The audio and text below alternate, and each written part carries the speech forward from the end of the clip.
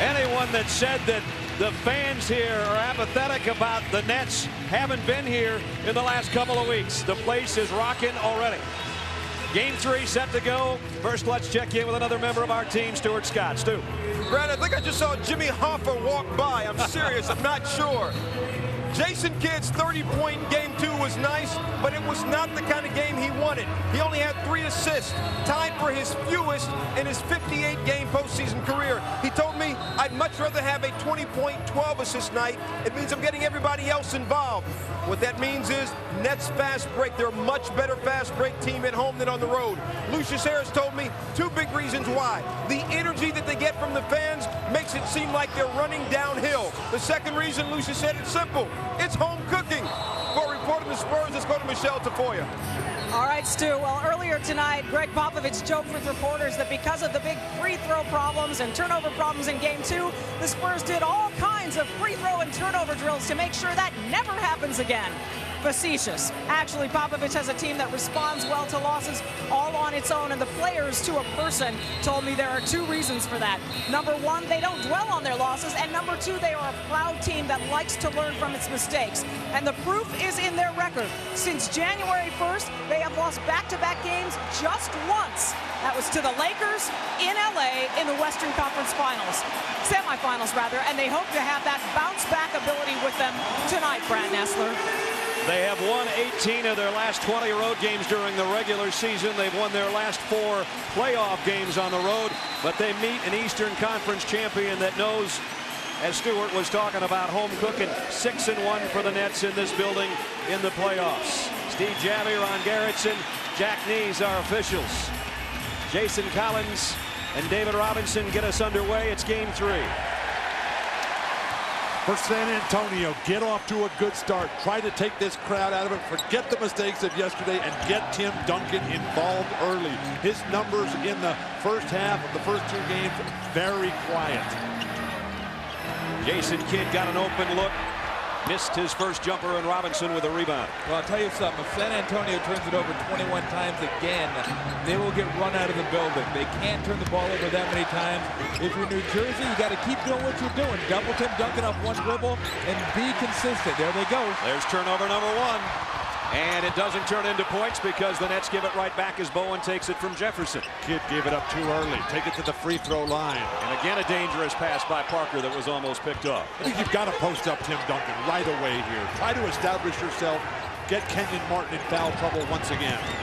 Parker trying to go by Martin, who kicks it out to Jackson. Oh, stripped from behind by Kittles. Shot clock. Bowen with 2 on it, and he airballed it. 2 terrible possessions for San Antonio. I think New Jersey, it's funny because New Jersey is a team that needs to get up and down. But I still think if this game gets up into the high 90s, closer to 100, San Antonio is the team that can score in more ways, and they have a better chance of winning the higher score this game gets. Jefferson inside has to get it back out to Martin. It's got to be a 3-second call on Jason Collins. It is. Just set up camp in there. So we've got 1 air ball and a turnover by San Antonio. 2 turnovers by the Nets. No practice yesterday for the Spurs. They flew into town, stayed in Midtown, practiced at John Jay College this morning. They're ready. Kittles again poked it away from behind, and now he's the recipient. Role players inevitably play so much better on their home court. Guys like Kerry, Kittles, Richard Jefferson, Rodney Rogers, Lucious Harris. Defensive pressure here, trying to take the ball out of Tony Parker's hands. Do they really have any other dribblers, the Spurs? It's not Steven Jackson, but he gets it ahead to Bowen. Bowen had the shot off the glass and missed it. That's exactly what he's supposed to do, though. Even though you missed that shot, if they're going to come with pressure and you beat it, you attack it. 2-0 Nets in the first couple of minutes. I'd come to Kenyon Martin. Let him get going on his home court here with a big offensive night. Finally, he touches it with Duncan out of it. Got to watch him going left. He goes left, around Duncan, in tight. Too many pump fakes. Spurs so far are 0 for 4 on the offensive end. Jason Collins doing a nice job battling. Parker on the inside is fouled. Well, they do the Nets and Jason Kidd in particular do a good a job as anything in the league of looking up. Look, quick up, going. And that's not, you want to talk about being able to process information. And Kerry Kittles can fly. But that took Jason Kidd about a nanosecond to turn around and see he had an opening and thread the needle right in the money. Last game, they put their fast break together and won by only 2. They've got their first 2 tonight on the break. Foul was on Jefferson. Bowen will inbound.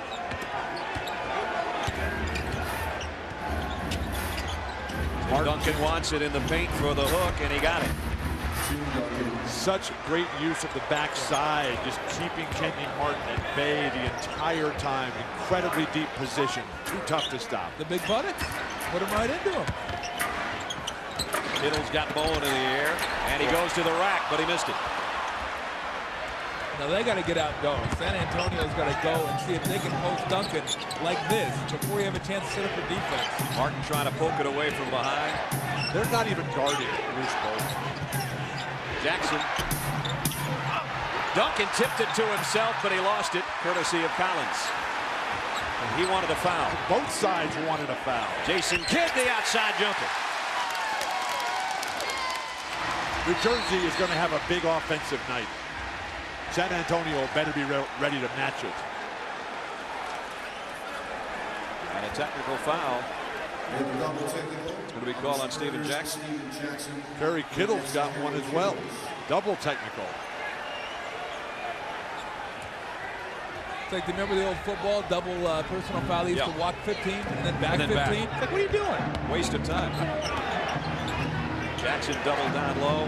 Parker's had to make some tough catches at the top of the circle. Trying to get it to Duncan, and he threw it away. Almost threw it away again. Well, as a big man, when your little guy drives the lane, it's better if you take one step off the box. It gives him more room. It's all congested down there. Too many arms. It's early, but New Jersey appears to be the quicker team to the loose balls today.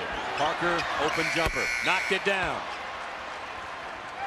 With the shot clock actually going off as that went through the net. Ties it at 4.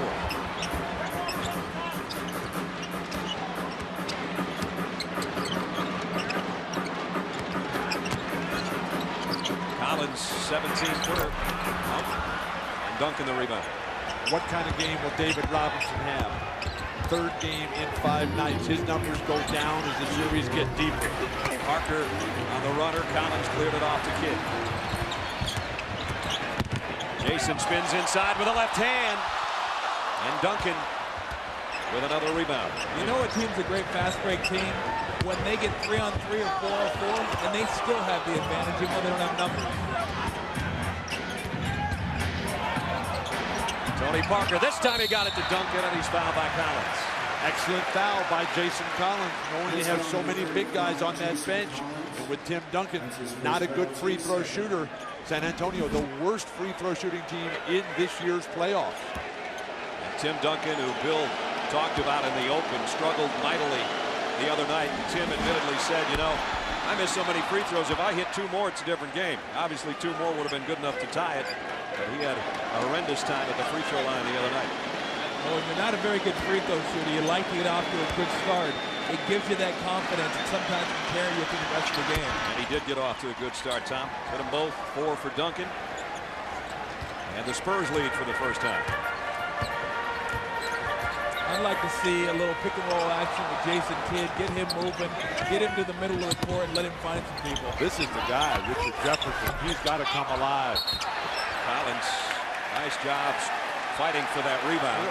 What's Steven Jackson doing getting involved? He's already got 1 technical. And they separate everybody. The foul's on David Robinson. You know what he's doing? He's representing. That's what he's doing. Excuse me? He's David's representative. Collins is battling Robinson for the rebound, and then he just tries to knock it away. Now that was called a technical foul on Jason Collins in game 2. Where is the reciprocity? Different officials. Please watch that game. And the foul is the second on Robinson.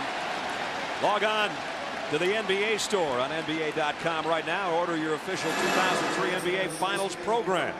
Love it live on NBA.com. I don't have a program yet. You guys get one? No, I didn't. You got one? Phil gets a box sent to his room, probably. You got to do your research. 2 fouls now on David Robinson. Kevin Willis has yet to see any action in this series. Maybe he will get his first NBA Finals experience after 19 years in the NBA. And that was a lot of games for Kevin Willis waiting, over 1,300. Kenyon Martin hits his first free throw. Kenyon had 21 points, 12 rebounds in game 1, 14 points and 5 rebounds in game 2, and had some of his own foul trouble in both those contests. We're tied at 6. It's been interesting to watch what the Spurs have been doing, using Duncan and pick and rolls on the move, not just setting him up down the block where it's an easy double team. Jersey's defense looked very quick tonight. Bowen over to Rose with the outside jumper. Oh, watch your face. Some brutal outside shooting so far for San Antonio. Brad, you and I did the game here in the regular season where the Spurs came in and absolutely were torched by the Nets. The Nets shot 37% in that game. That didn't help their cause much. Kittles pull up 3. Got it! Well, Popovich didn't care for that pass by Steven Jackson, and as soon as he made it, he motioned over to Manu, and I'd imagine that's who he's coming in for. I think if you're the Nets, you try to get the ball out of Parker's hand. A 3-point lead for the Nets. Bruce Willis looking on, and the Nets have proven that they're going to die hard. They won in San Antonio in game 2, and so far they're creating some turnovers, fellas. Turnovers was the story in the game 2 for San Antonio as they gave one away, and it's continued here tonight. Careless cross-court passes. What are these guys thinking? Just leading to easy opportunities. Kerry Kittles has scored all 5 of his points off 3 San Antonio turnovers. The Nets have 3 turnovers of their own, but the Spurs have not been able to capitalize one iota.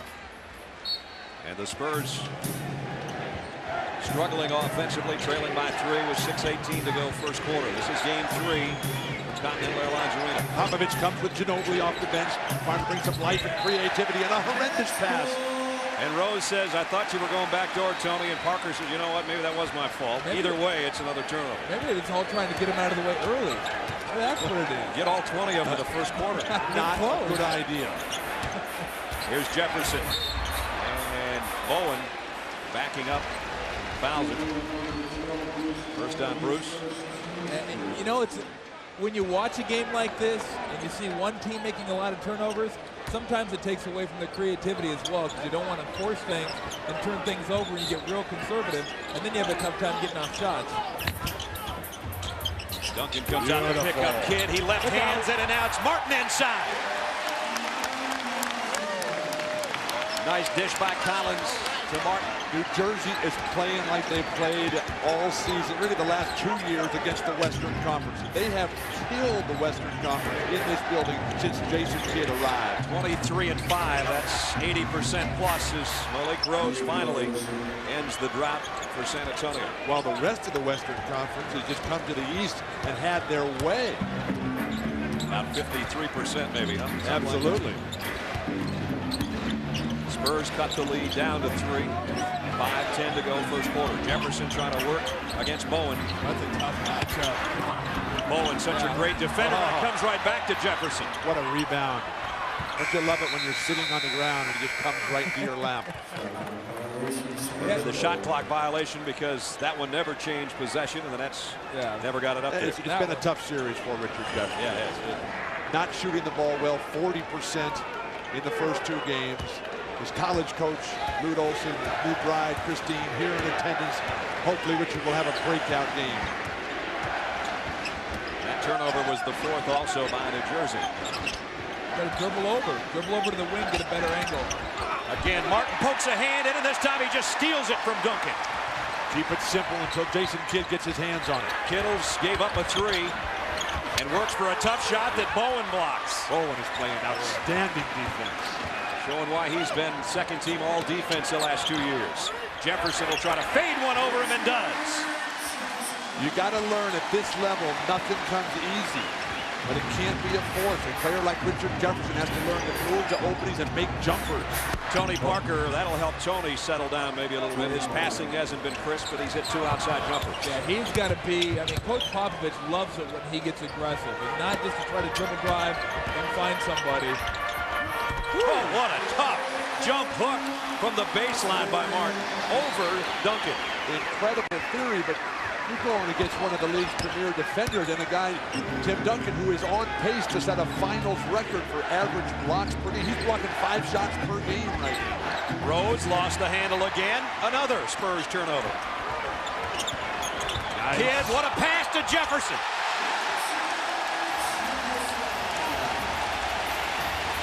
This crowd ready to explode. If Richard Jefferson or Kenyon Martin can throw one down, watch out. They may storm the court. The Nets by 7 now.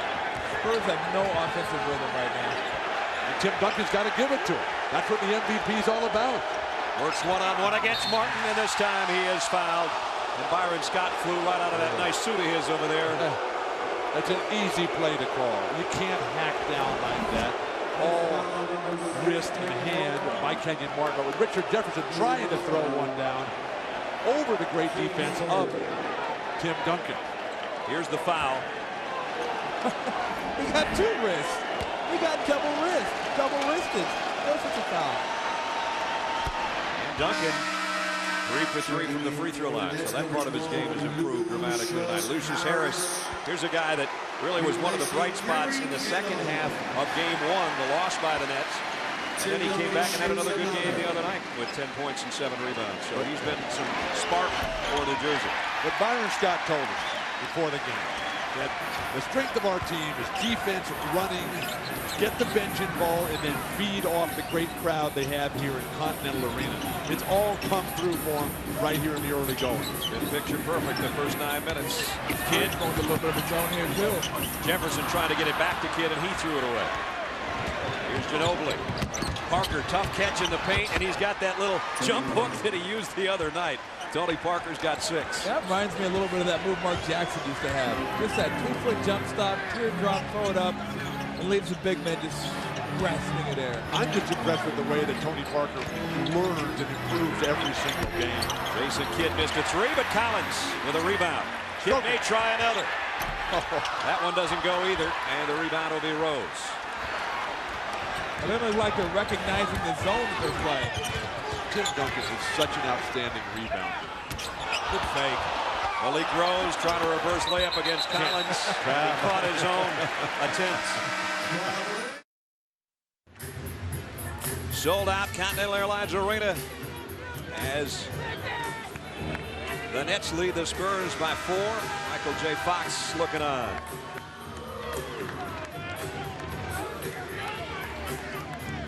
So far, the Nets pretty much controlled the game throughout. The Spurs with turnover problems.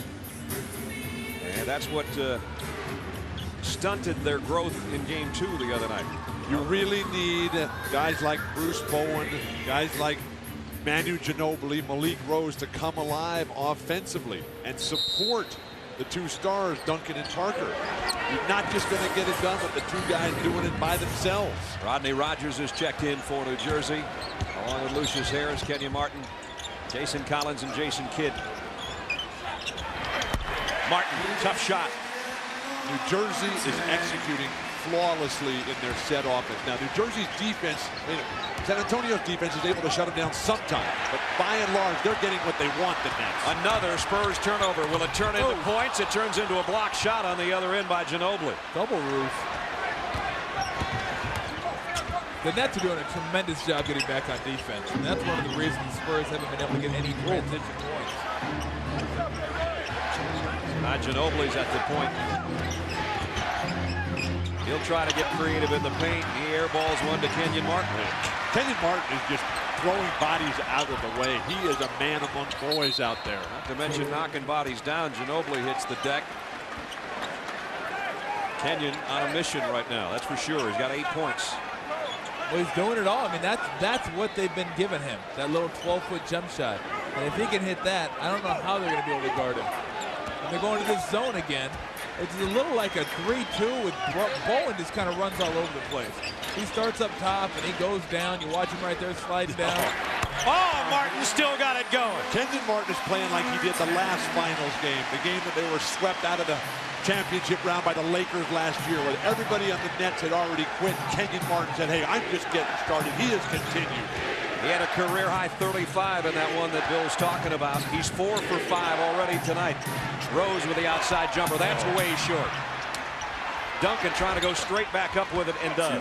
Why you keep your arms up above your shoulders on the rebounds. You never know when it's going to come off wildly as the Spurs drop back into that soft zone, testing the outside shooting ability of the Nets. 30 seconds left first quarter. Lucious Harris faded too much on the long jumper. Duncan with a rebound. It's about a 1.5 seconds difference on the game clock and the shot clock. Well, they have yet to really try to jam the ball down in to Tim Duncan. Nets have a foul to give if they want to use it. Tony Parker looks to Greg Popovich. I wouldn't have Jason Kidd use. Parker to a wide open Bowen. He's a good three-point shooter, the best in the NBA. Missed that one. Will he get another chance? He does. Still didn't knock it down. And the good first quarter at home belongs to New Jersey. This is the first time that two former ABA franchises have met in an NBA championship. These two teams actually met in the semifinals back in '76. The Dallas Chaparrals became the San Antonio Spurs, and with George Iceman Gervin leading the way, they were the team that the Nets, Billy Paultz and Dr. J had to beat to get to the finals. Wow. Oh, my God. Is that fun to watch? Dr. J, who was the single most dynamic and vibrant player that I ever played against. They just honored all the guys. There's the guys that became the Kevin Nets. Lockery, Brian Taylor, Mike Gale, the Whopper Billy Paultz, Larry Dr. K. Keenan, and the Dr. J. Unfortunately, Super John Williamson couldn't be here with us tonight. He passed away a few years ago. How sad, but the former ABA teams in the NBA Finals. The Nets, the Pacers, and the Spurs 2 times. And now with not quite as much red, white, and blue in the uniform, the Nets have the lead over the Spurs. Tim Duncan on the bench. Dikembe Mutombo has come in for New Jersey. He played 20 minutes the other night after limited duty in game 1. Played very well defensively and earned more time. Right now it's San Antonio struggling enough offensively without having to look at the big guy blocking shots inside. It's got to be pick and roll offense now. They really don't have much else. And Rose again way short as he's been on all his attempts tonight. Well, it's 3 straight quarters now. They've trailed, the Spurs have, going into the second quarter, and they've scored 18, 18, and now 15 in the first quarter. 15's not enough. That ain't going to do it. Meanwhile, New Jersey's offense has been running pretty well. Rodney Rogers up and down. He turns it over as we check in with Michelle Tafoya. Michelle? Well, Brad, the Spurs coaching staff thinks their zone defense is working well for them so far, but on offense, yeah, they're sputtering. They want to get Tim Duncan more involved when he is on the floor, getting more touches. He's on the bench right now, but while the offense has sputtered, the defense has been good. The Spurs bench really comfortable with where they are right now, Brad. Trailing by 6. A little over 11 minutes to go. Here's the guy that's been their offense. Tony Parker missed it, and Mutombo with a rebound. What a force Dikembe Mutombo has been in the limited minutes that he's been out there. Byron Scott telling us before the game that Dikembe's such a proud man, playing like he's a 25-year-old kid out there. Harris, and his jumper goes up and over, and we've got time to check in with Stuart Scott. Stu? Brad, as always, Byron Scott will substitute a lot of the second stringers at the beginning of the second quarter. What he told his team at the end of the quarter was this: second string, you guys have to play with the same defensive intensity as the first team. First team very active, a lot of hands, a lot of deflections. You guys got to come with that same intensity. Let's go back to Brad. One guy that they do have out there that's been in the whole time is Kenyon Martin. It's Rodney Rogers, though, off that bench with the rebound. A lot of pressure on Anthony Johnson. Played so brilliantly in games 3 and 4 of the Detroit Eastern Conference Final Series. Martin has hit just about everything he's tried tonight. He's got Jackson on his hip, and he pokes it out of bounds. He waited too long. You realize immediately that you got Steven Jackson when you're Kenyon Martin. You just got to blast to the hoop and put such relentless pressure on the defense that they have to come with a defensive change. Well, he Kenyon Martin to Kenyon Martin. Poke the ball away from him. That's the only chance he can stop Kenyon Martin. He's so big. Now they get Malik Rose guarding him. 6 on the shot clock. Johnson trying to take Parker. from the free throw line, and he got it. Great Anthony defense. Johnson. Great defense, better shot. When his offense goes, what do the opponents have a chance to even think of doing? And the Spurs are looking very befuddled. And trailing by 8. As Jackson goes in the paint. And he's fouled. It's going to be on Rodney Rogers. That'll be his first. How long does Greg Popovich leave Tim Duncan on the bench? And it's one pass right now. It's a pass or a pick and roll, and everybody else is standing around. If you're in the offside, you got to stop and cut. For the first time in the series, Kenyon Martin gets a breather without foul trouble, guys. 10 points, but only one person. Parker slips going around Rogers. Jackson for 3, and he got it. Big shot for Jackson. He had 4 threes the other night, but he missed the 3 that could have won it at the buzzer. Nice play by Manu Ginobili, knowing Steven Jackson couldn't get back on defense and picking up his man. Rogers. Rose may have gotten a hand on that, and there's going to be a foul. And Richard Jefferson battling for offensive rebound position against Manu Ginobili. That's his second. RJ continues to struggle. Now, I've never been confused with Nostradamus, so I can't predict the future, but I do remember in game 1, Tim Duncan was 2 for 3 in the first quarter, which he is tonight, and then came on and had a monster game. You have been confused with Mr. Clean, however. But look at Tim Duncan's first half statistics in this series. Only averaging 8 points on 36% shooting. They double him again. Off balance, he got one to go. I don't know how, but he's got 9. And Tim's only shooting 25% from the free throw line in the first half. You look up at the scoreboard and you look at how well the Nets you think are playing.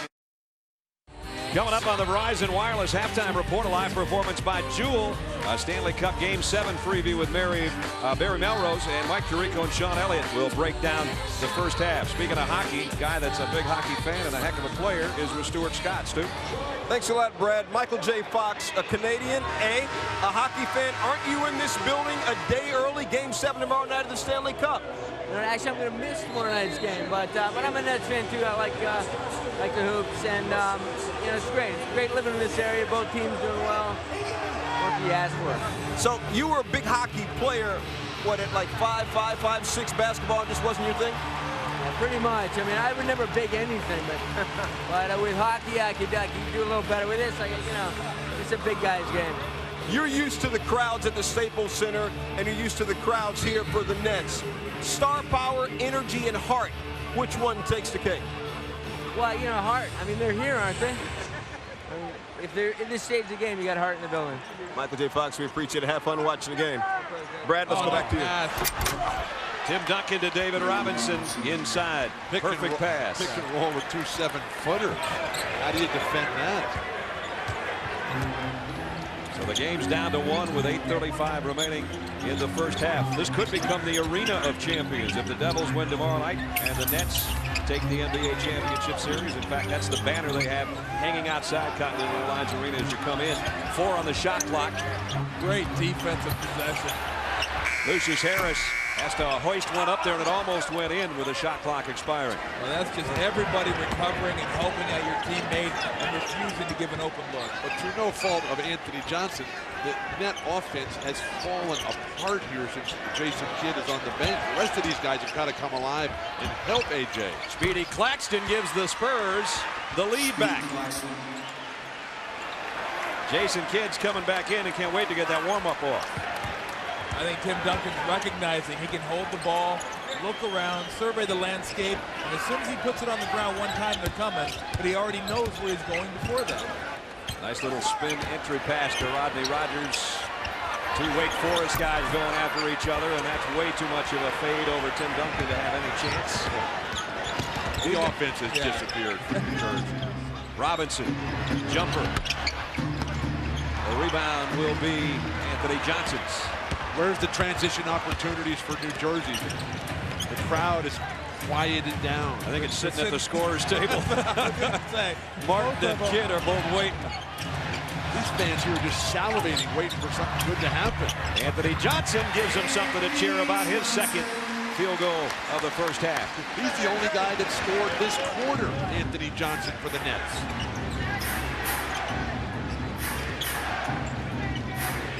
Claxton in there with Duncan, Robinson, Ginobili, and Steven Jackson.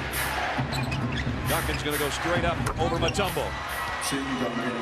You're talking about one of the premier defenders of all time, and Tim Duncan just looked at him and said, face. You know Get what, back though? and stay down. You're right, one of the premier defenders, but you bring him out to 14, they can guard in the perimeter. Tim Duncan has a major advantage. Oh, 6 out. That's got to be an offensive foul. No, they're going to call that on Speedy. Yeah, they are. That looked like the elbow to the face by the offensive player. Nice initiation of the contact by Anthony Johnson. Greg Popovich cannot believe it.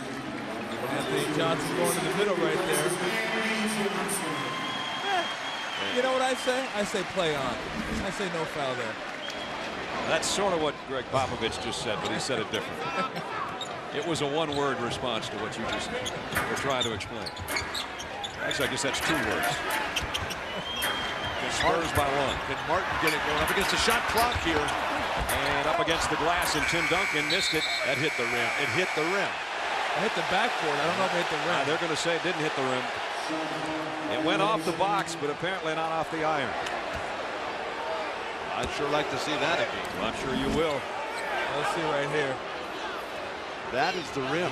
That is the rim. You think? Absolutely. I think the ball changed trajectory once it got close. I don't know. Nobody else thought doing that much. Maybe they don't think possession is important in this game. David Robinson, pick and roll, almost took the jumper from the elbow. Instead, he's fouled on the drive. Well, you notice they're not trying to post Mutombo up. Brad Nessler, Bill Walton, Tom Tolbert, Michelle Tafoya, Stuart Scott, Mike Tirico, Sean Elliott, Jim Gray, the whole gang. I'm Rashad. Nice to have you along with us on this night. As the Nets try to pull off the huge upset, as they try to become the 5th team in the history of the NBA Finals under this format, the 2-3-2, to win without the home court advantage, Kenyon Martin has done everything possible. He has completely neutralized Tim Duncan. But the rest of his guys, including Jason Kidd, with just a very quiet 2 points, have not brought enough offense to give Martin's team a chance against this zone defense for San Antonio. And now the Spurs, who were up, or rather down by as many as 8, have their biggest advantage. Up 3. Jason Kidd will try to even it. He misses the outside jumper. You can't just pass it around the outside of the zone. You see the 2 big men right there, both putting up big numbers. And if it keeps going like this, who are going to be the secondary figures? Speedy Claxton's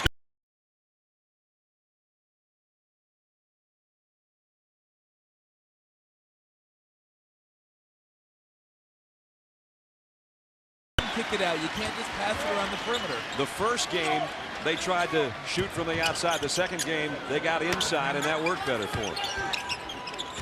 But you have to have a big man that can play the high post. I'm not sure if the Nets have that guy other than Kenyon Martin. Now the Nets have their turnover problems happening. Speedy Claxton has played very well in his What a crossover. Trying to leave it for Robinson, but he turns it over. Spurs are closing out magnificently on defense. This is what they did in game 1, getting back in transition defense. Speedy Claxton's got Kenyon Martin, and they can't get him the ball, the Nets. Collins stuck one. Literally. Definitely. And figuratively. Now we know that one hit the rim. You know. Jason Collins, who came alive in last year's NBA Finals, rarely played. He came in the trade as a rookie draft choice with Richard Jefferson from Houston for Eddie Griffin. But Jason Collins rarely played last year until the finals because of foul trouble with Todd McCulloch and with Aaron Williams. They threw him out there against Shaq, and all of a sudden they realized they had a real player, and now he's their starting center. Aaron Williams, who did not play the other night with Mutombo getting so many minutes. Robinson and Collins to jump as they did to start the game. And it's New Jersey ball. You realize getting the ball stuck like that's worse than an air ball? Why? Because at least an air ball, the play continues and everybody moves on, they forget about it. You get the ball stuck, they're looking at the ball up there and go, that was you, wasn't it? That was you. If you shoot enough times, if you play enough ball, anything and everything is going to happen to you. The Nets with as many turnovers as they have points so far this quarter. Kenyon Martin trying to change that, and he kisses it off the glass. It doesn't for Kmart. If you're Kenyon Martin, just play ball without fouling. You're playing so well in all aspects. The only thing that can slow you down is sitting on the bench. Steven Jackson trying to get one over Kittles. And it's knocked out of bounds. It'll be New Jersey ball again. Could be, but that is one of the small adjustments. And I think adjustments sometimes are overrated. You know, talking to Coach Popovich before the game, he just said, you want to improve on things. Not so much adjust them, improve on them. And right now, doing a nice job. Jason Kidd's jumper has resorted back to game one, really. Well, he had 30 points in game two, including 13 in the fourth. And there's a foul on Kmart. Ill-advised. You're playing against a big guy. That's his second Kmart. You're a big guy, got a little guy coming at you. Just get your hands up to your shoulders area and wait for him to come at you and just poke it away. It's not as if he's going to steal the ball from Tony Parker down low.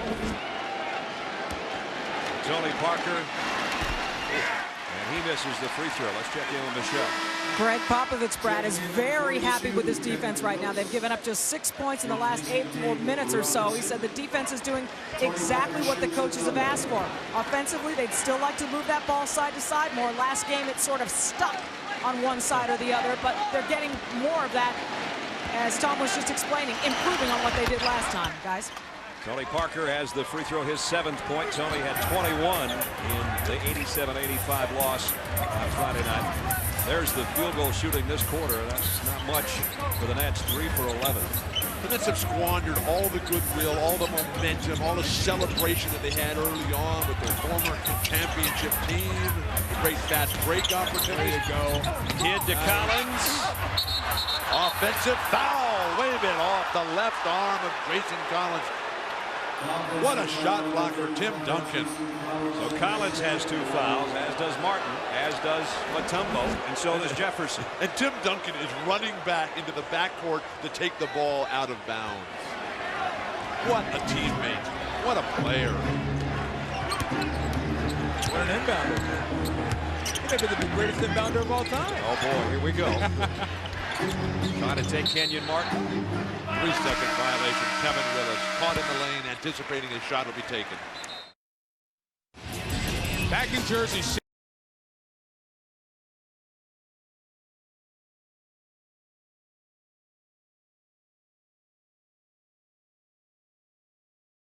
The New Jersey Nets are doing a tremendous job keeping the ball away from Tim Duncan, and conversely, they need to attack the zone instead of just passing it around the perimeter. Live performance from Jewel and Barry Melrose. See you at the half, guys. Certainly hasn't been an offensive Jewel, has it, guys? 31-27, 2:48 remaining, and for Jason Kidd, it's almost going back to game one. He had the terrible game one of 4 for 17. Tonight, 1 for 7, but of course he put that Jewel in the middle, if you will. 11 for 24 in the 30-point night that helped his team win in game 2. 6 points for the entire net team in the quarter here. And they don't seem to be aware of the urgency of the situation, the Nets. The last 8 times the finals have been tied 1-1. The team that won game 3 won the series. Let's get going. Play some ball out here. Kittles trying to feed inside to Martin. And a whistle and a foul inside. Well, one thing they're not doing is getting enough shots. I mean, they're not getting the offensive rebounds. They're getting the Spurs to turn it over a little bit, but they've averaged 86 field goal attempts in the 2 games in San Antonio. Right now, only 32 field goal attempts. Another quick foul call. The first one was on Jackson. The second one on Kevin Willis. But the pace is so slow. New Jersey, they want to get up and running. When you're playing at home, you never get tired because your fans would just keep feeding and pushing you. Well, this zone's wearing them out right now. Kidd gives it up. Kittles will take a 3. Knocked it down. Byron Scott, they worked on zone offense relentlessly. They were caught off guard after game 1. Since then, though, they've been preparing for it. They're just not executing. Harry Kittles has a couple of 3s, and he's made it a 1-point game with 2 minutes and change. Second quarter. Oh, what a feed by Duncan. Jackson missed, but Willis won't. Kevin Willis, and that is his first basket in NBA Finals competition. Well, now, if you're the Spurs, you're going to play that zone. You don't leave Kerry Kittles open. That's one guy you rotate to and don't let him get shots off. Well, he just got another one, but this one's short. Great defense by Bowen. Might have got a small piece of that one. If you're Kenyon Martin, don't get a foul here in the last minute and a half. You've already got 2. Bowen penetrates, and Jason Kidd clears off the miss, and here come the Nets on the run. Steven Jackson grabbing Richard Jefferson away from the ball. That's his second.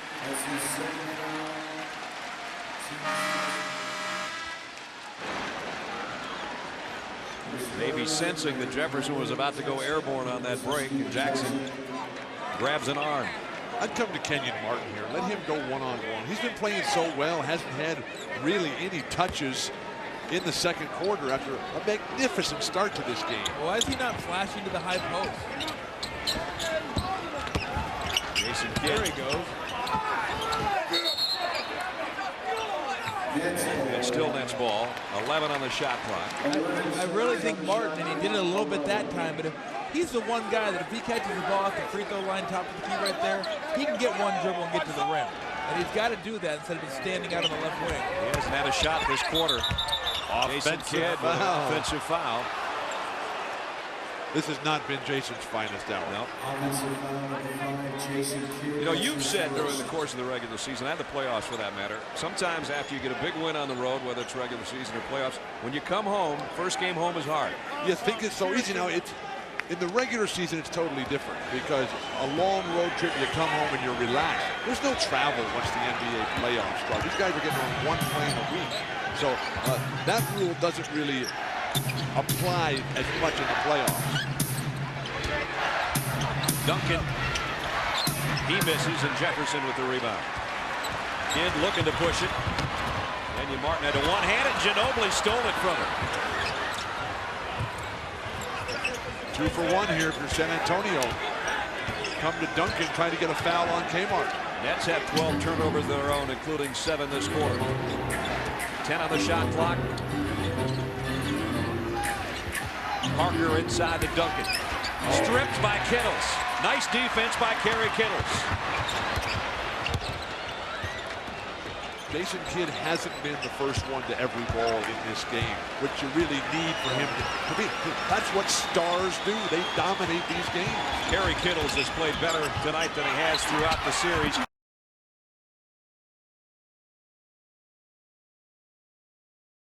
Somebody ought to make a killing on that LASIK surgery after this series. Well, you've got to be able to win at home.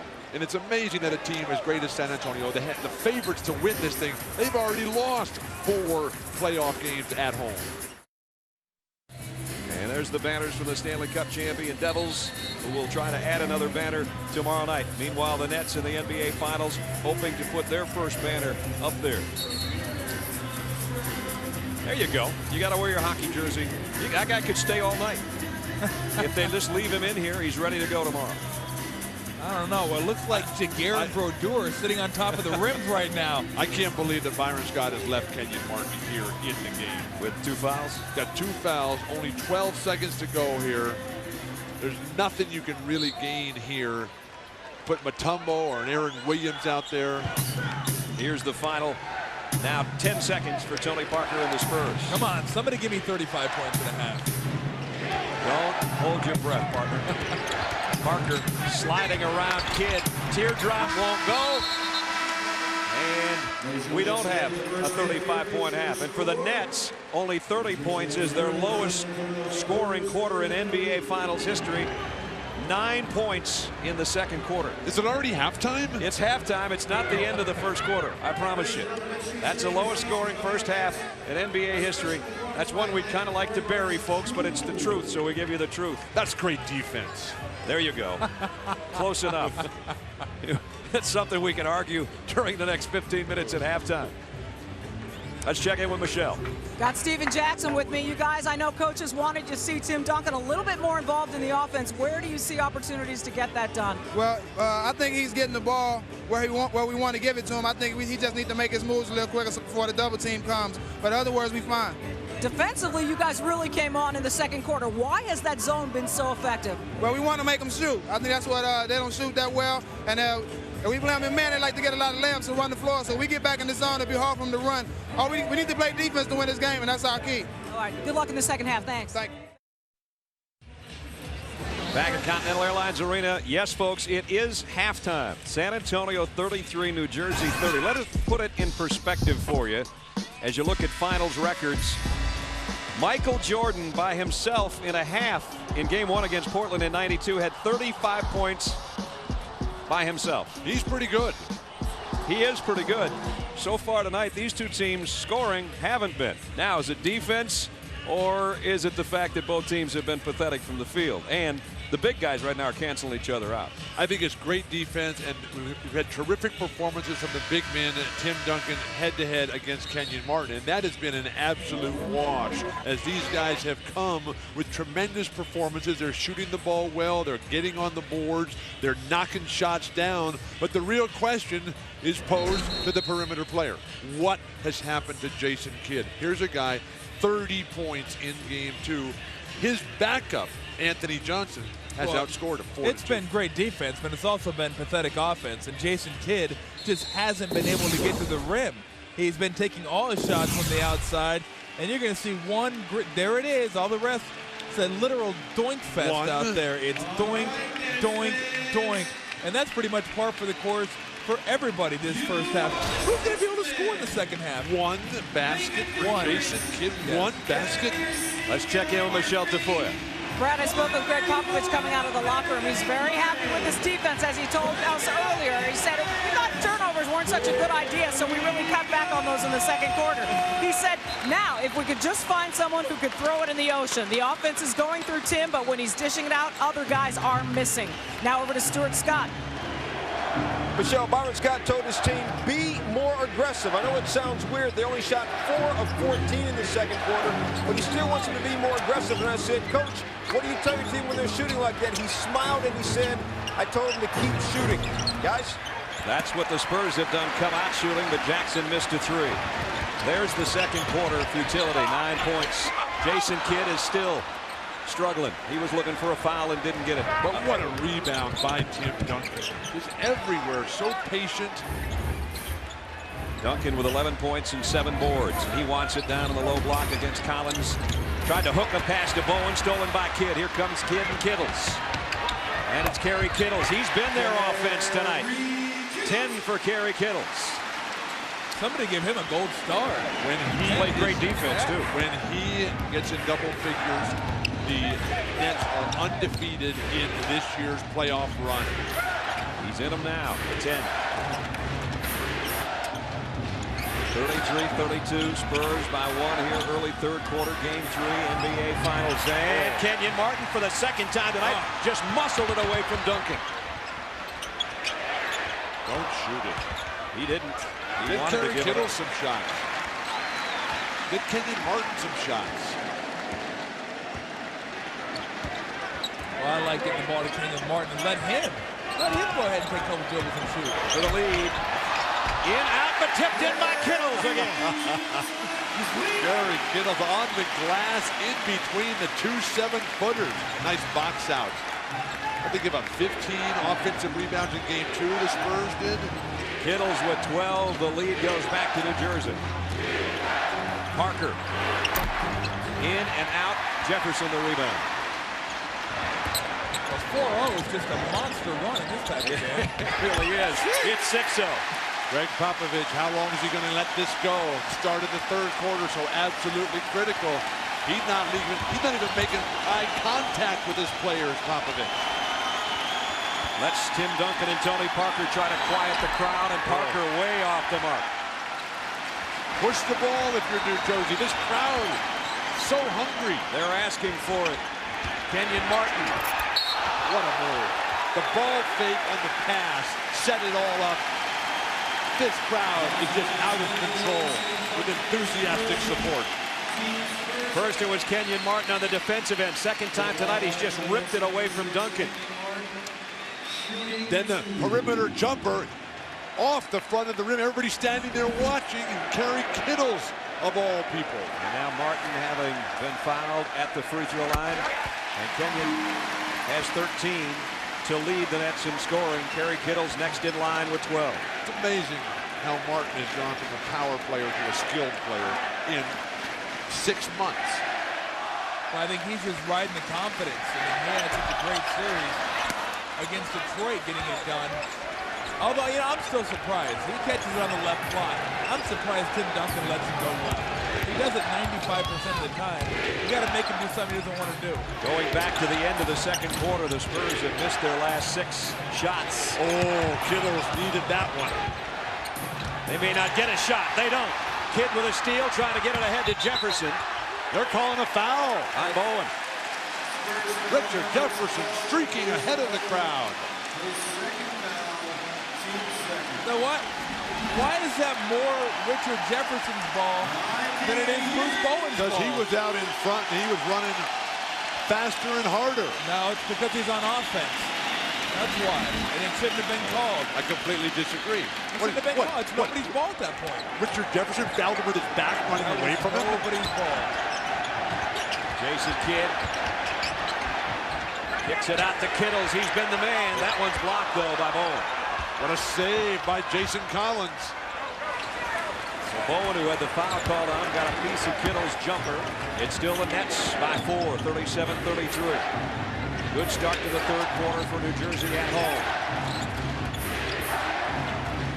Chance of defense at Continental Airlines Arena. David Robinson, he misses from the free throw line. Duncan keeps it alive, and he's fouled, and Kenyon Martin picks up his third here in the first 3.5 minutes of the third quarter. I'm not even so sure. If you're Kenyon Martin, you want to stay in the court, just go ahead and let him lay that one back up.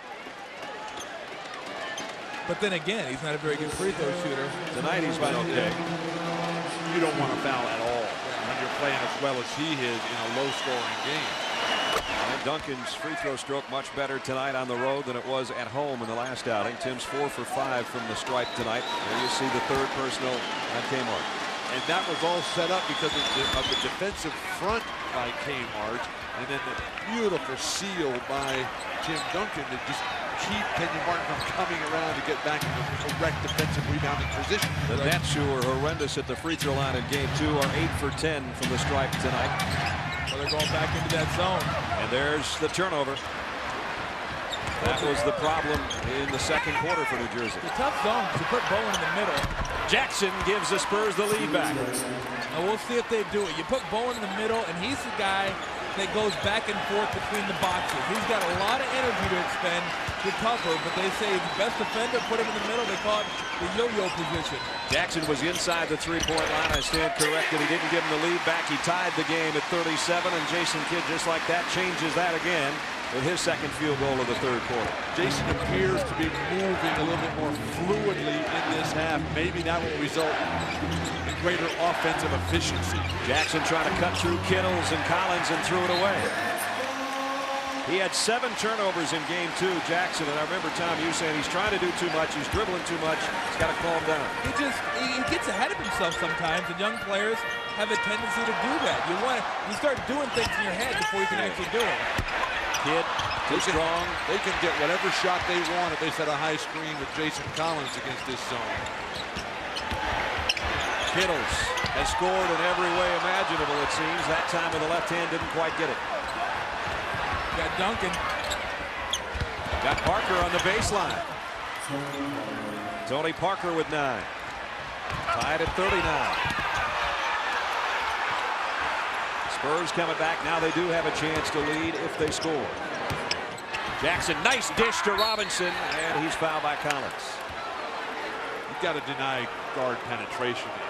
That kind of setup defense. You can't let Steven Jackson go right by you. So that is 3 fouls on Jason Collins.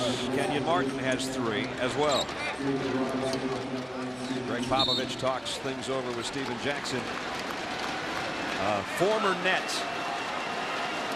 One of his many stops for Jackson was here in New Jersey. David Robinson at the free throw line. And he misses the first. Tune in to NBA TV following each finals game for complete live post-game coverage, including press conferences, interviews, analysis, and a lot more. A place to turn for around-the-clock coverage of the finals is NBA TV. What a struggle on the offensive end for David Robinson. Just doesn't really seem to have any mobility, any confidence in his shot at all. All the bounces in game 1 after that 5 days of rest, and then after the short turnaround. Though he did have 8 rebounds and 10 points the other night, he didn't look like the same guy. Tonight he's got 5 points, and he has given the Spurs the lead back. The Nets have been the best team in the NBA playoffs this year at winning close games.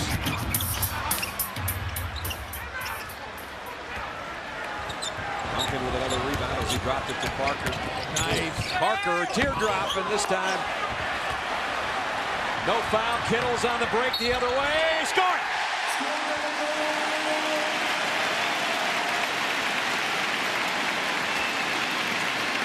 The Spurs cannot believe this foul call against Tim Duncan. Greg Popovich, everybody saying, where is the foul?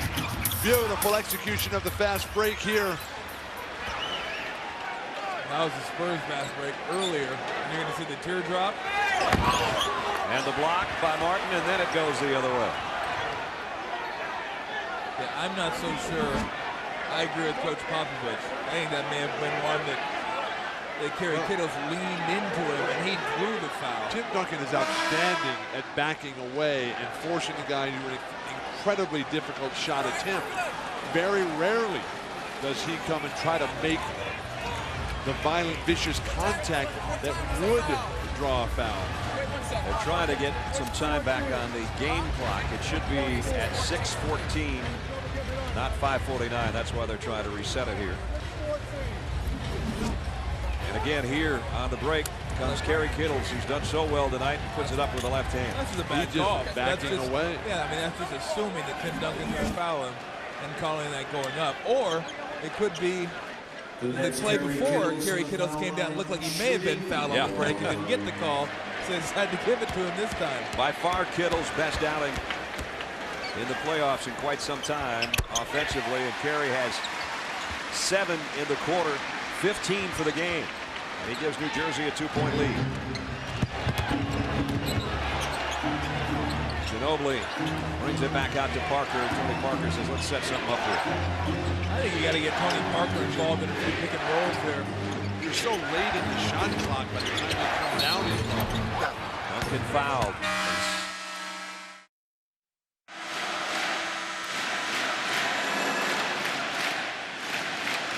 The chance of Let's Go Nets, who lead by 2 with 5:56 remaining third quarter. Our aerial shots of Continental Airlines Arena and the surrounding New York metropolitan area provided by the Saturn Lightship.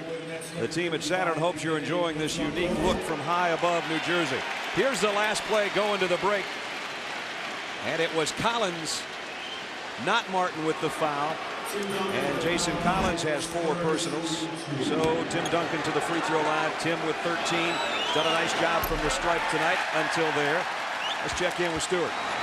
Thanks a lot, Brad. With Jason Collins getting his 4th foul, the Nets coaches were deciding between Aaron Williams and Dikembe Mutombo.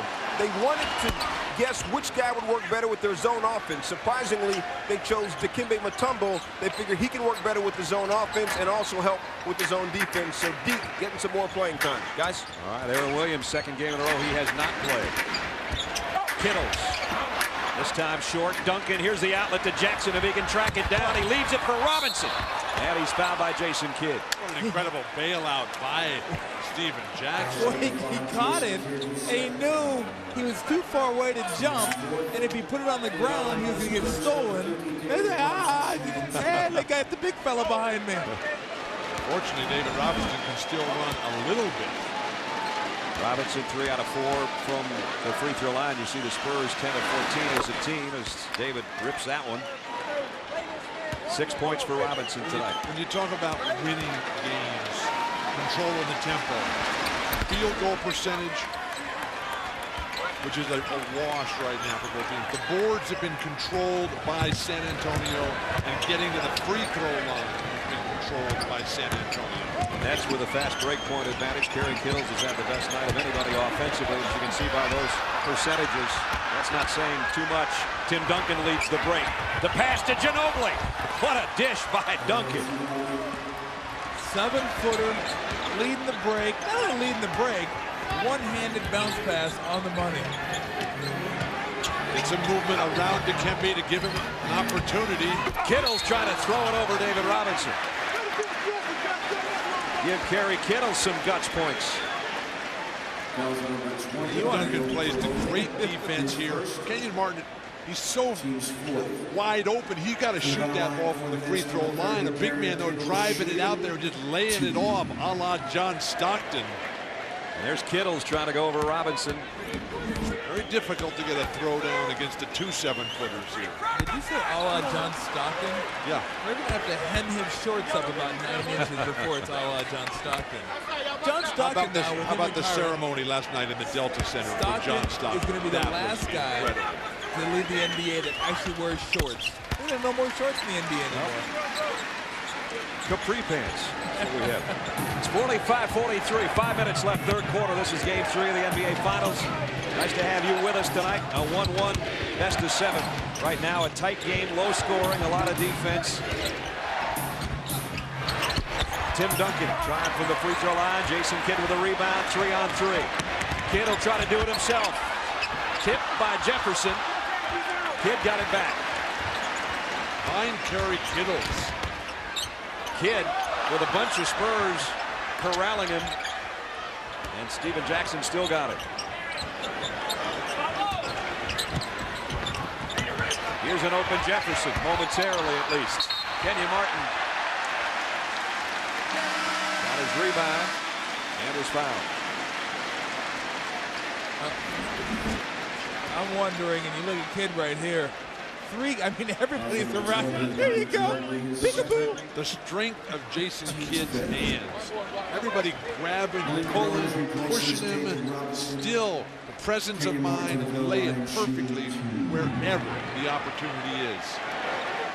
Martin back to the free throw line. Kenyon 3 out of 4 from the stripe tonight for his 13-point outing.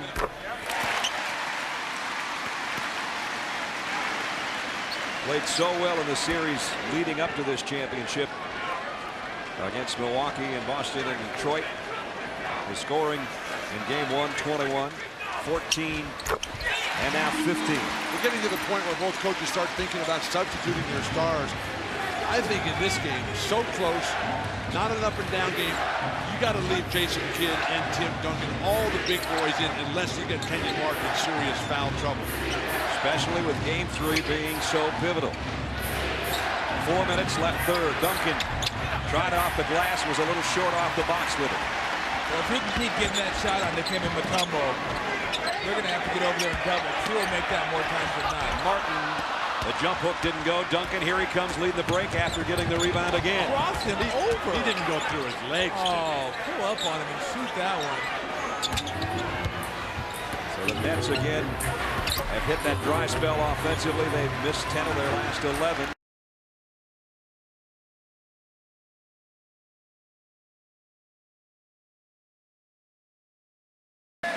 Goes into the crowd trying to save it. Oh, this is just disgusting. Is there anybody going to be able to put anything together? This is the NBA Finals. Where is your sense of reverence for the I moment? get that. It's somebody putting the ball in the hole every once in a while. Is there anybody going to be able to go on like an 8-0 run? Hit a couple shots. Tom and reverence don't go in the same sentence anyway. I don't think. These are the greatest players in the world. You've got great shot blockers out there playing tremendous team defense. They're not getting good shots. And some bad shooting. Jefferson. There's a foul by Kenyon Martin. Throw it down, big man. Crowd has been waiting for that one. A defensive stand here will just electrify the entire building. Martin with 17. Parker to try to tie it again. Didn't get it. Martin the rebound. Dikembe Mutombo, who holds the NBA record for 8 blocks in a quarter. Jason Kidd.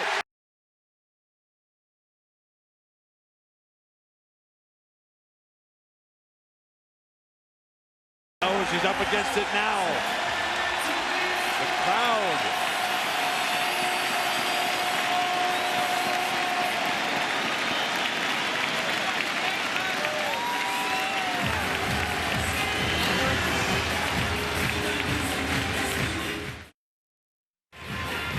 They're loving the Grand Canyon here at Continental Airlines Arena. This is the reason why before the timeout, Jefferson the miss, Kmart the flush, and then the crowd, 19,280, everybody up. As you look from floor cam, that's what caused Greg Popovich and the Spurs to have to take a timeout. New Jersey, before that break, not just Kenyon Martin, but also Jason Kidd up off the glass, part of a 7-0 New Jersey run that got the bench up, the crowd back into it, and it's got New Jersey, as you take a look at our Miller Lite storyline, the lead by 4. And the storyline for the Spurs, it's Tim Duncan, but 14 points is not a normal game for him. Kenyon Martin, Kerry Kittles has had his best game of the series. Jason Kidd with 7 assists and that last basket. And how did the Spurs respond out of the timeout, trying to get to Tim Duncan? Another jump to pass turnover. Kidd again. Got it with a left hand.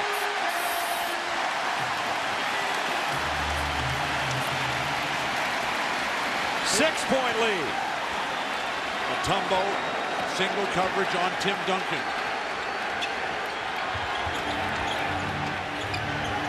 Ginobili fakes the dish and goes in and scores. Well, he was going to pass that ball.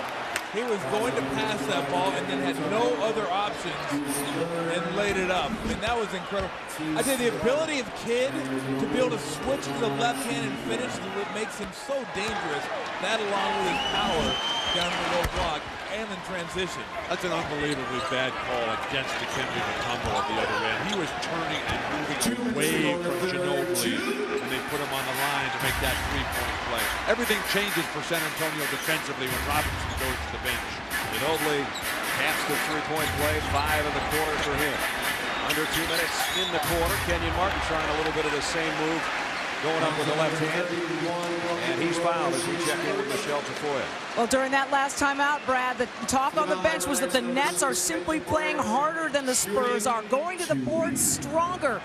Greg Popovich has asked both of his bigs to go to the offensive glass, but they're only getting one at best. They need both big guys getting to the glass, and they said that just comes down to plain work ethic, Brad.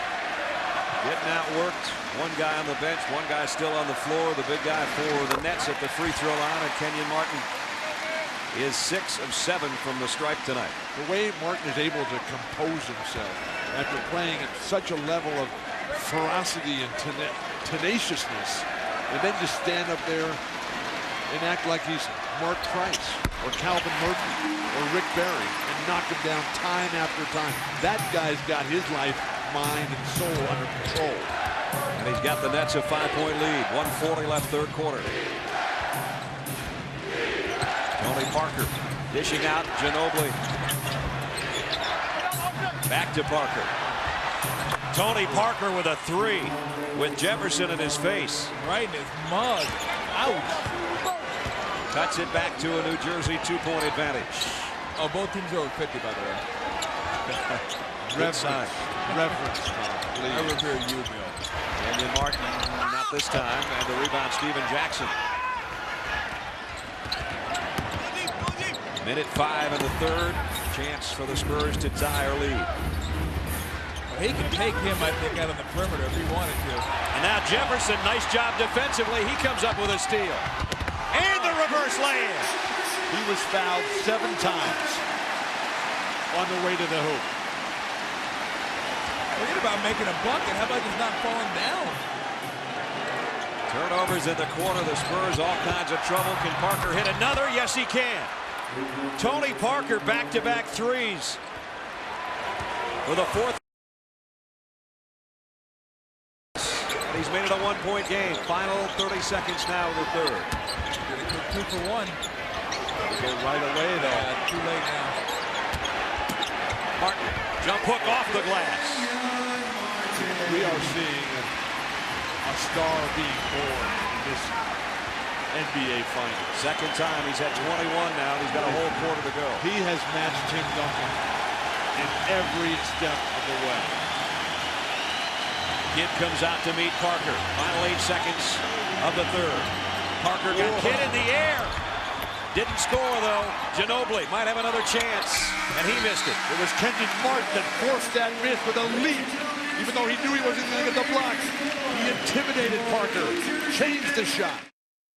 And now, as we head into the fourth quarter, and you see Commissioner Stern and his group here in attendance, the Nets not only won't get swept, they might take a 2-1 lead if they can hold what lead they have at the end of three quarters. 57-54 Nets as we head to the fourth quarter.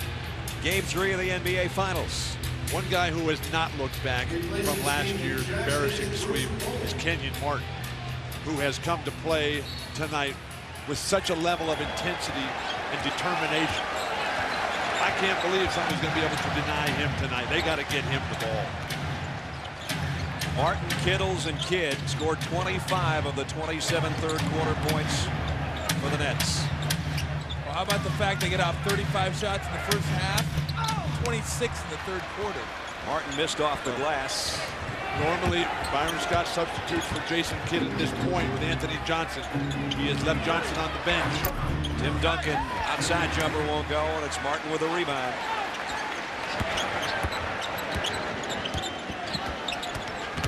Jason Kidd, and he walked with it. Let's check in with Stewart. Brad, Byron Scott debated almost the entire timeout whether or not to take Jason Kidd out to give him a breather. He didn't know what he was going to do until about 10 seconds were left in the timeout. He then decided to leave Jason in and to bring Lucious Harris in. He wanted to go small. He wants 3 guards in the game because he wants 3 shooters in the game. He's got Harris, Kittles, and Kidd on the floor right now with Martin and Mutombo. What is Kenvon Martin doing?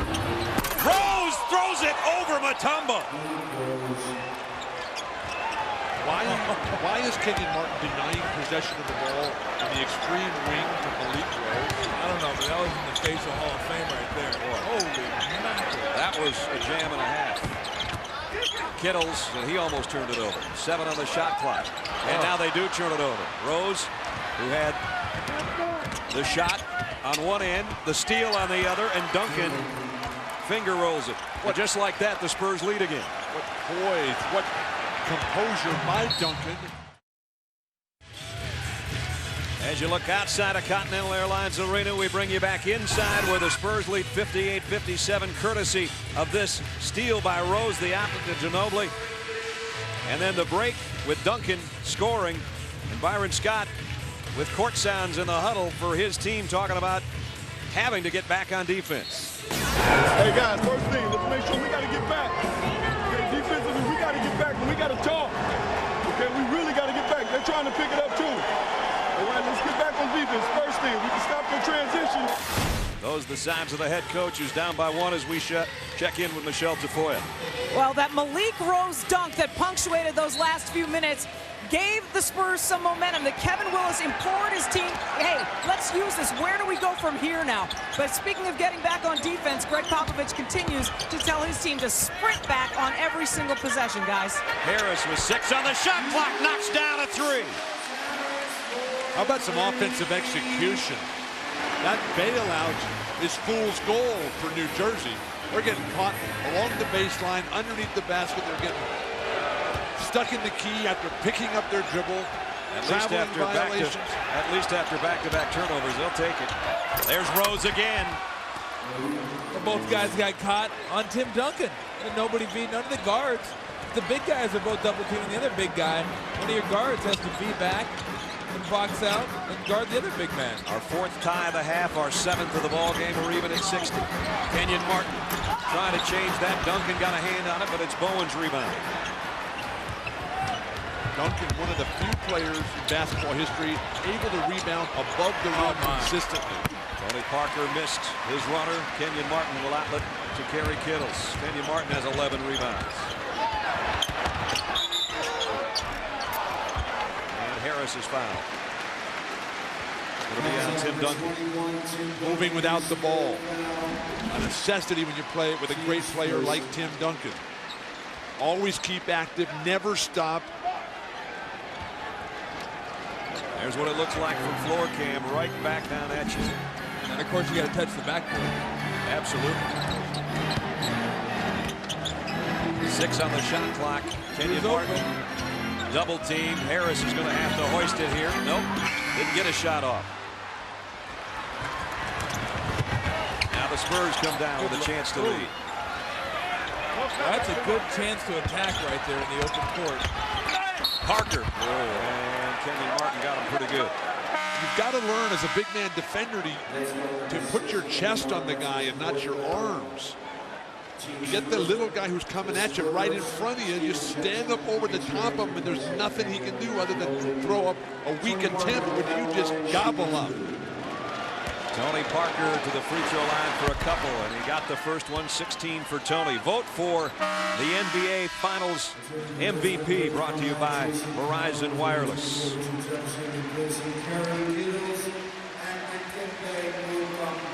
And there's the Finals MVP from '99. The last time anybody other than the Lakers won a championship was the Spurs that year. And now they've got an opportunity to win their second. Tony Parker hits both free throws to give him a 2-point lead. Parker was 17. Winning the NBA championship, Tim Duncan, in his second year, the way that Kareem Abdul-Jabbar and Larry Bird both did. The Nets hungry for their championship on their home floor, trying to win game 3. They move it around the perimeter. Jefferson off balance shot. Duncan the rebound. Great rotation that time by the San Antonio Spurs on defense. Bruce Bowen is playing outstanding all around floor. The shots haven't been there for him tonight, but the defense, the rebounds, the spacing. That was Duncan's 13th rebound. Now here he is offensively. Parker wide open 3. Got it! Tony Parker starting to put one of those fourth quarters together like we saw earlier in the Western Conference playoffs. And where's the competitive response from the leaders of the Nets, Jason Kidd, Kenvon Martin? They're not getting any backdoor cuts. They're trying to backdoor, not getting any cuts. You got to get Jason Kidd involved and see if he can get to the middle. Whoa. Neither team is getting any backdoor cuts. Jefferson ends up on the back door with no room to open it. And now Harris. No, offensive foul on Jason Collins on the illegal screen. And that is 5 on Collins. Steve Jabbie right on that play. The Spurs by 5, the biggest lead of this half for them. We're down to 7:40. The Nets had momentum going their way. They had a 51-45 lead. It's evaporated, and now they trail by 5. Duncan off balance. You have to make that call. And Jason Collins really needed to play Tim Duncan, even though Jason Collins has got 5. And now Kenvon Martin has 5. Well, he drew that one. I mean, that was the arms are down. Let me throw my arms underneath his and lift. He knew right then that the goal right there wasn't the score, but it was to draw the foul and get to the line. No player in the game today better than Tim Duncan at identifying what the defense is trying to do against him. When they put their arms out, he just initiates that contact, swings the ball right through. Now Byron Scott forced to take Jason Collins out and come back with Dikembe Mutombo. Duncan hits the second of 2. And Tim's got 17. But worse than the defense for the Nets is the lack of offense. Spurs on a 7-0 run. Well, let's see if they can get some penetration. Spurs have done a nice job keeping him on the outside. Tough shot. Almost went in, but almost isn't good enough. Duncan, the rebound is 14th, and the outlet to Bowen. Patience if you're the Spurs. No need to rush. Duncan is rolling. Give it to him.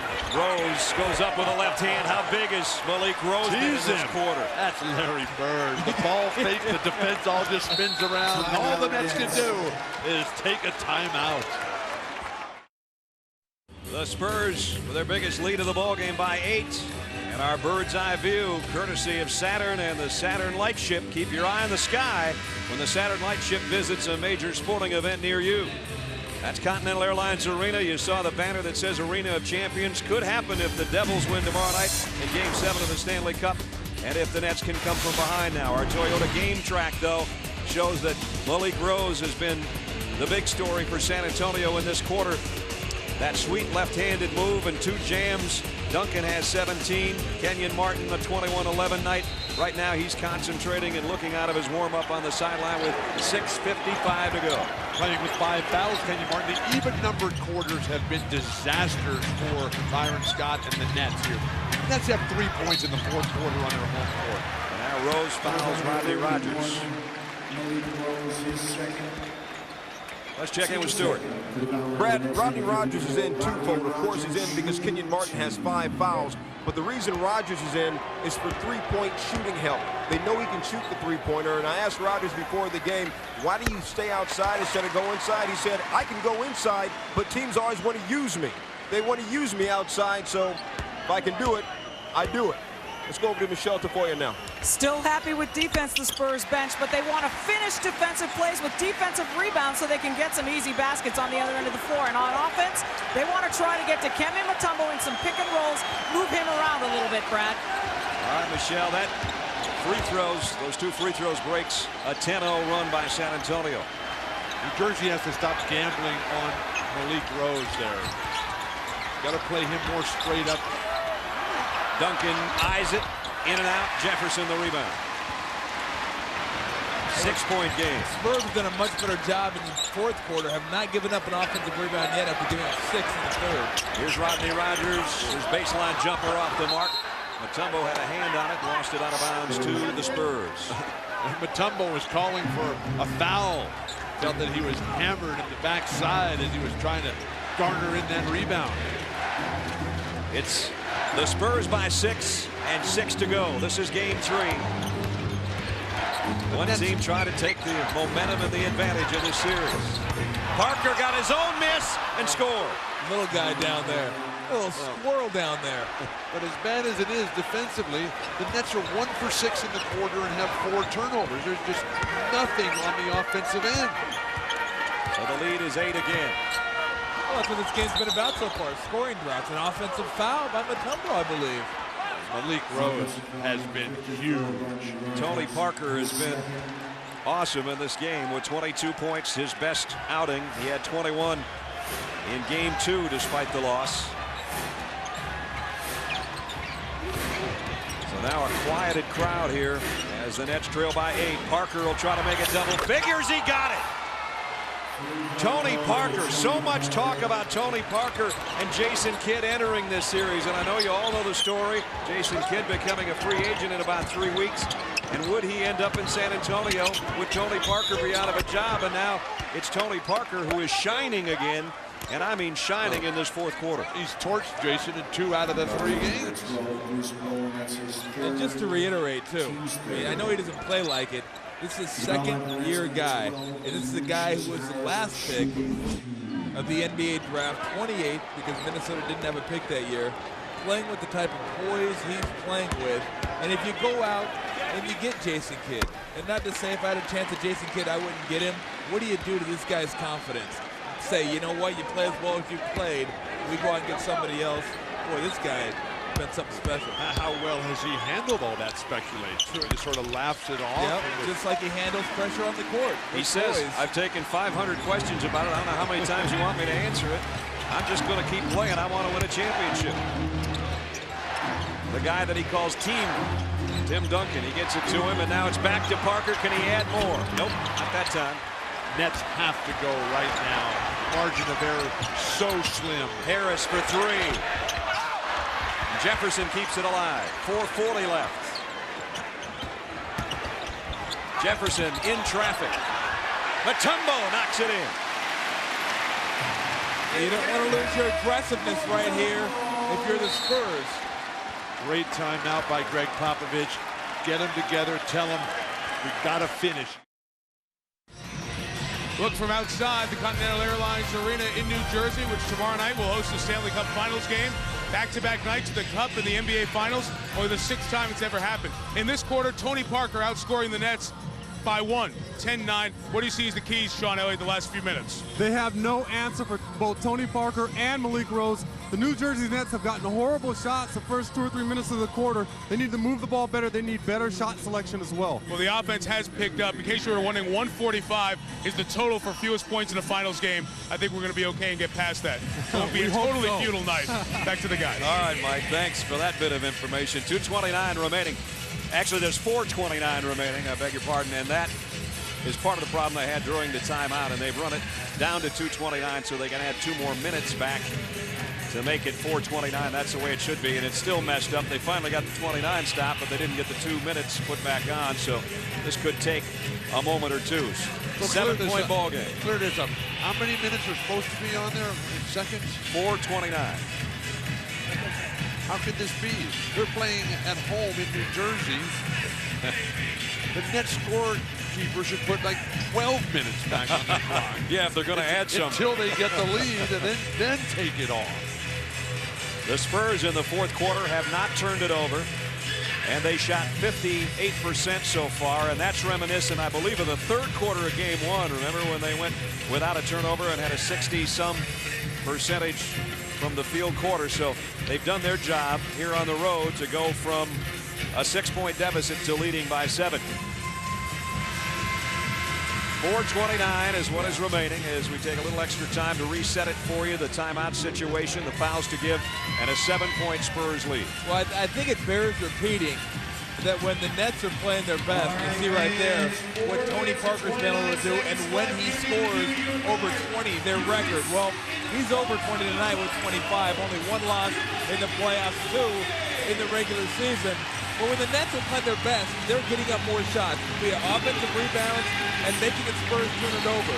So far in this quarter, they're not able to generate the type of shots they were in the third quarter. Because Duncan and now Robinson have controlled the defensive end and the backboards. Jackson, and he's fouled by Collins, and that's it for Jason Collins. He'll foul out with no points on the night. The ability to generate effective offense in a set when the defense is dug in. That's why you got to have the great players. That's why you have to have the Michael Jordans, the Larry Birds, the Magic Johnsons, the Tim Duncans, the Akeem Olajuwons, the Kareem Abdul-Jabbar. Williams comes in as Collins has 5 rebounds but no points in fouling out with 4:20 left. And Stephen Jackson, the guy that was almost the hero in game 2, they started putting 3-pointers together and had a great look at a 3 that would have won that game 2, even though I'm sure he saw Jason Kidd out of the corner of his eye trying to flash in front of him at the last instant. He missed that shot that would have made it 2-0 San Antonio. Now he's trying to help make it 2-1 San Antonio. They lead by 9. To show you how great Tim Duncan is, they're favorites, heavy favorites to win this title. Stephen Jackson was cut by the Nets. And Jason Kidd, his first basket of the quarter. And one of the first back cuts I've seen all night. And that's a staple of their offense. And that's one thing that makes them go in the half court. The Spurs doing a nice job cutting that off. Under 4 minutes, 75-68. Tim Duncan's been quiet offensively in the fourth. Gets it out to Bowen. They move it around the perimeter. 3 on the shot clock. Jackson leaves it for Robinson, and he lost the handle. Spurs turn it over. Opportunity now for the Nets. Kittles, 3. He got it!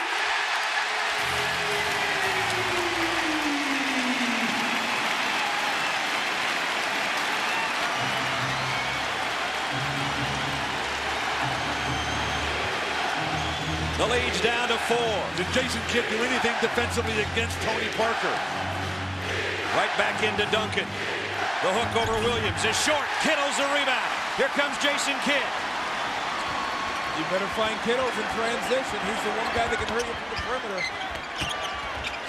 I tell you, Parker's playing fabulous defense against Kidd. Denying all the penetration. Kenyon Martin in traffic. Tim Duncan comes up with a strip and the steal. Duncan behind his back with the dribble, leading the break.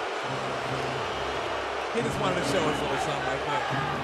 He shows me something every time he walks on that floor. 18 Nets turnovers.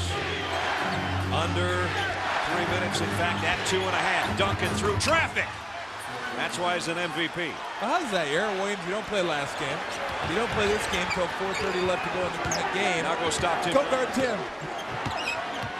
He'll take that chance. I know he will. Harris, big shot there. And he's fouled. He'll shoot 3. Jackson with the foul and 3 free throws coming up for Lucious. No, I think they're only going to let him shoot 2. Excuse me, Brad. Was he inside the line? You see right here, Aaron Williams, always a tough task guarding this guy. Getting the hands over and then up. It's such a nice release point, too, a high release point where it's hard to get at the ball. Harris gets the first. That's what we were looking at. Yeah. His feet both planted inside the three-point line as he was fouled. Back to Tim Duncan's shot. How many right-handed players have ever really been able to do that with consistency? Michael Jordan. It's a short list. Except on the West Coast. Stay tuned for your late local news over most of these ABC stations. When we're finished here on the West Coast, the Barbara Walters special with Hillary Rodham Clinton. 2 minutes remaining from New Jersey, and Tony Parker takes a long shot that's off the mark, off everything. 4-point game. Nets trying to cut into the lead. Nobody's moving with Jason. So it's got to be a pick and roll involving Kidd. Williams inside.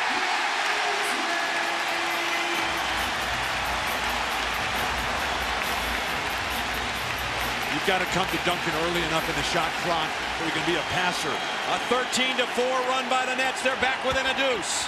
Parker is fouled.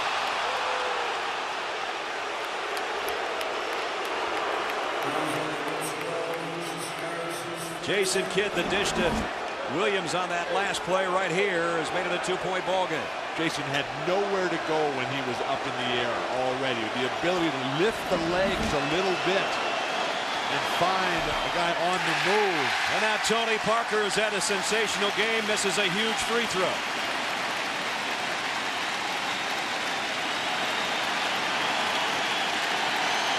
All the pressure on Parker. Quiets the crowd, at least momentarily. 26 for Tony Parker. 3-point game, 90 seconds left. You can't leave Kerry Kittles. It's got to be Jason Kidd handling the ball and letting him penetrate. Harris almost had it stripped, and now Ginobili with a steal. Constant motion, Ginobili, and he comes up with a huge steal there and another Nets turnover. San Antonio's been terrific at pulling the ball out when the break's not been there, and a foul on Kittles out in front. Parker to the line once again. Ginobili defensively comes up with a steal right here. Oh, good pressure by Jackson, forcing him to the baseline, and then Ginobili just jumps him. Boy, expect that from your point guard. He's a little tired right now, I think. But still, he's had a magnificent night. Whoa. And he missed them both. Duncan got the offensive rebound. Somehow. What a killer. That is a killer. You get a gift, miss 2 free throws, you got to box out. MVP or not, you have to keep that guy off the board. That's just inexcusable. 50 seconds left, game 3. Parker to Ginobili. Ginobili, a runner. Oh, my goodness. Byron Scott needs a timeout immediately here. Ginobili has not been a big part of this series. He just hit a monster shot. San Antonio Spurs lead by 5. We've got 43 seconds left in the 4th quarter. Here was the missed free throw. Miss 2 free throws by Tony Parker, but like a burglar coming in the back door, Tim Duncan with the offensive rebound, and then no less they burn clock, and Parker finds Ginobili for one of those unorthodox Ginobili shots, and they get a basket out of it. When you're boxing out on a free throw, you've got to make contact with your man. You don't go to a spot. Tim Duncan just tricked Kenyon Martin right there. Shades of the Celtics and Lakers in '87 that led to Magic Johnson's sweeping hook that won that finals. 40 seconds now left in this game 3. Kittles, his runner. Aaron Williams keeps it alive. Duncan. Now it's Duncan. Another rebound. You got to foul him. They call a timeout. They beat him to it. I don't know. Why call a timeout? They're not even going to foul you. Well, why is New Jersey standing around looking at Tim Duncan? I mean, this is a guy who's had a history of free throw problems. As soon as he gets the rebound, you hack him. But what a job Duncan did of forcing the miss and then coming right back. Always with the hands up. And then his 16th rebound right there. You're Aaron Williams. You got to grab him right there. Right there. Tim Duncan goes over to Greg Popovich and says, "You're not going to take me out right now." They ran away from him like he told a bad joke. He cleared out the area. Boy, that was now. But the versatility of the numbers by Tim Duncan in a low-scoring game to come up with that many numbers, remarkable. What a player. We'll be back here on Wednesday night for Game 4, 8 o'clock. We'll start things off with shoot-around Friday, also here in New Jersey at 8 o'clock. And then it becomes if necessary after that. That depends on what happens here in the next 30.9 seconds. That's all that's left. 22 on the shot clock, a 5-point San Antonio lead. And Tony Parker, even though he missed those last 2 free throws, look at his game. And once again, the Spurs showing a remarkable ability to recharge after a devastating loss. They did it against Phoenix in the opening round after Game 1. They did it against the Lakers. The frustrating and embarrassing Game 4 giveaway, and the Dallas Game 1 and Game 5. This is a special team, San Antonio. They're the only team ever to make it to the NBA Finals after losing 2 Game 1s, as Bill said, to Phoenix and to Dallas. Don't forget Lake local news, except on the West Coast, coming up next. Just under 31 seconds remaining. Continental Airlines Arena. 80-75. The Spurs with the lead and the ball. Ginobili, who hit the last Spurs shot, will inbound. Steven Jackson's the guy they want. Instead, it's Duncan, and Williams immediately fouls him. Oh, they had Jackson, too. That's the guy that New Jersey wants to have the ball. Although I think right now in a different mind frame, It's a lot easier when you're up by 5. Well, when you're up, so it's still a game of 5, but he's hit his free throws prior to these ones. And he rips that one. Sean, who knows these Spurs better than anybody, Sean Elliott, was talking about Tim Duncan's free throws in the pregame show. He's talking about the mechanics and the inability of Tim to bend his legs, which seems to be a game-by-game delivery situation. Well, he's 9 of 12 tonight, and those were 2 huge ones there. Kidd, long jump shot off the back of the iron. Harris out to Martin. He'll try a 3. Nothing there. Kidd the rebound. The Nets keep it alive, but the clock is winding and working against him. Kerry Kittles, that's a 2. Got a foul right away. Bowen's a classic candidate. Not this guy, Ginobili. No, why would you even guard Bruce Bowen in a situation? Why would you front him? You want him to entice him to throw it to him. So now Ginobili will walk up. He's shooting 75% from the free throw line in the playoffs. There you take a look at Kerry Kittles' feet. So close, but look clearly behind the line.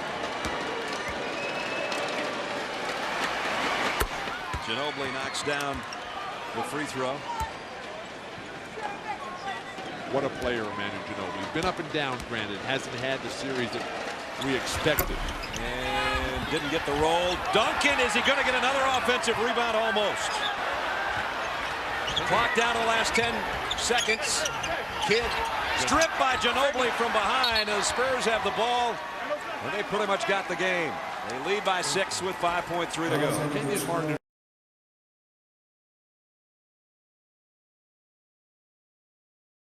About over the back foul as opposed to boxing out and getting a defensive rebound off a missed free throw. Please, one time. And now the crowd starts to file out. 19,280 strong, who came here in full throat tonight for their New Jersey Nets, and those Nets led by as many as 6 points in the second half of play. But the Spurs have come flying back, and the Western Conference champions are going to have a 2-game-to-1 lead here momentarily. The inability to score. Yeah, that's all it is. Well, seven turnovers and 33% from the floor. That won't do it. I thought that New Jersey was going to come out and play a masterful offensive game. They play so well here at home. They've only lost 1 game, and that was the second game of the first round against Milwaukee. But to come out and get 77 points on your home court in the most important game in franchise history, that just won't get it done. You see Tim Duncan, you saw, he always rubs Tony Parker's head when things are going right. And for both of them tonight, in fact, Parker being the leading scorer. And it's about 4:30 in the morning where Tony Parker grew up over in France, and whether they're watching or not, one of the 205 countries that the NBA Finals are going to, we assume they are cheering for their local hero. And Tim Duncan, there it is. There's the rub on the head. He does that when things aren't going well too, but tonight they did go well. But what makes this game so critical is that once they went to this format back in the mid-'80s, the 2-3-2, only 3 times has the road team won on the opponent's floor after game.